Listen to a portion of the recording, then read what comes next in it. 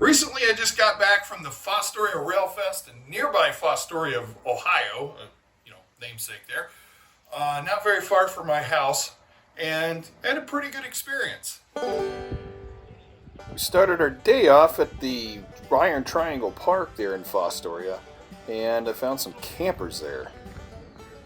So after that, we walked up to the high school where the train show is going on. Looks like it's the 20th annual one. Pretty busy for that early in the morning. Wasn't very many layouts there. This is a Z-scale layout, and as you can see, by the size of my hand here, that's why I don't do anything much smaller than O. This was, I believe, from the Burning River Railroad Club out of Cleveland. I believe that's what it was called. Pretty nice little modular layout they had here.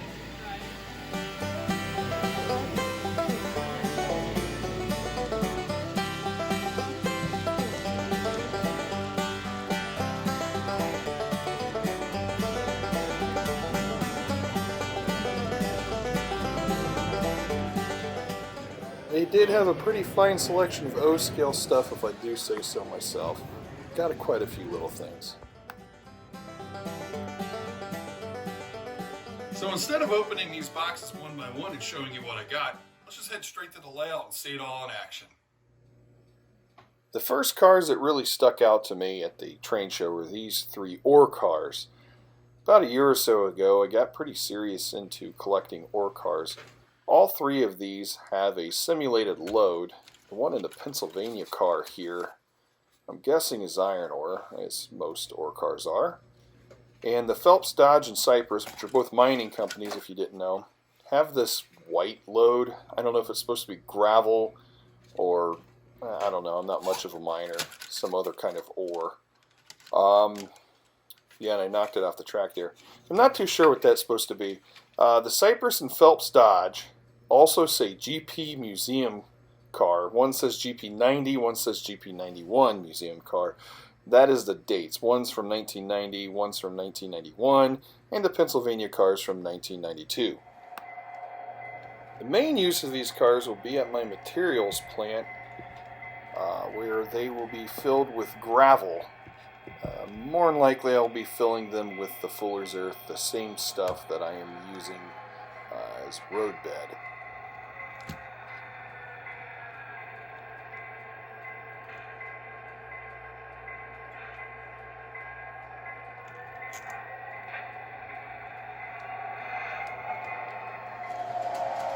With the three new ore cars, that is a total consist of 10 ore cars to form a nice little unit train. And trailing this unit train is my next find, a smoking caboose.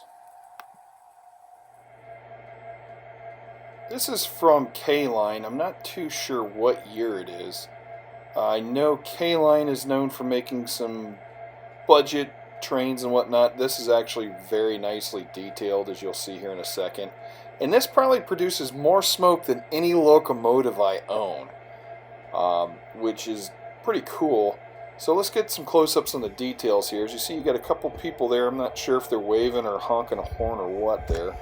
Decals are very nice. It has even that little color barcode thing from the 60s on there.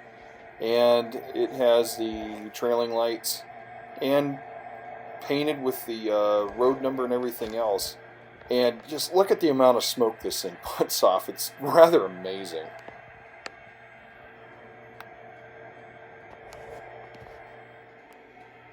One quick note on these cabooses. A follower of mine on Instagram let me know that sometimes the smoke units can overheat and will actually melt the roof. And as you can see, I'm starting to get a little damage here on the window. I don't plan on always using the smoke unless I'm just doing it for show. But other than that, it's a very nice detailed caboose.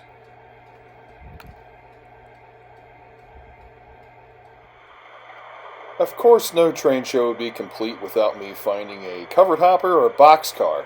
I didn't find any boxcars I like this time, but this Conrail covered hopper is a nice scale model from LIONEL. Not too sure on the year, but a really nice feature of this one is it has moving bearing caps. on all 4 axles, as you can see here. Really very nice detail. It's a nice heavy unit as well, and I love those bearing caps. Even my Atlas doesn't have that either. Conrail is a road name that I don't have a whole lot of. I grew up around Conrail, and it looks really good with 9009 there. So having a chassis next to a Conrail, it brings me right back to my childhood when I was 4 or 5 years old, growing up down near Dayton, Ohio, which there was a Conrail and an old B&O line. So that brings me right back to my childhood, having both of those together. Other things I found at the train show are these signs here, a Manon sign and a Sioux Line sign. Don't have too much of either one of those as the sign stuck out to me. So did these old LIONEL ad signs. Can't ever have too many of those. Well, that's all the finds I have from this train show. Probably not the biggest haul I've ever had, but still a good one nonetheless. Let me know what your favorite thing I found was in the comments below there. Also, if you've had any great finds lately, let me know there as well. So if you liked what you saw, feel free to subscribe. I would always appreciate that. And if you want to follow more of the action, don't forget to look me up on Instagram at BigMatchTrains. Thanks again.